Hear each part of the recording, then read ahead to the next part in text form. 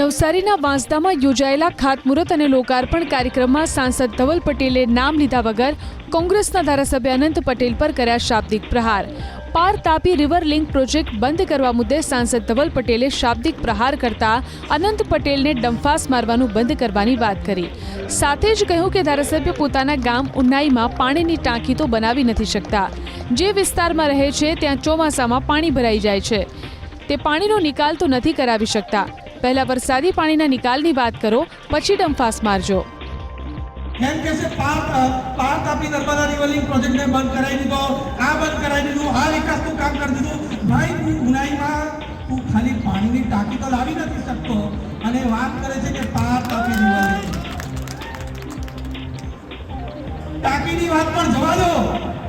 આ ધારાસભ્ય જે રહી છે ત્યાં દર વર્ષે વરસાદને લીધે પાણી ભરાઈ જાય છે, પોતાનું ઘર પાણીથી બચાવી નથી શકતો અને પાર તાપી રિવર લિંક પ્રોજેક્ટ કરવાની બંધ કરવાની વાત કરે છે। અરે ભાઈ, પાર તાપી રિવર લિંક પ્રોજેક્ટ અમે બંધ કર્યો, તમે બંધ નથી કર્યો।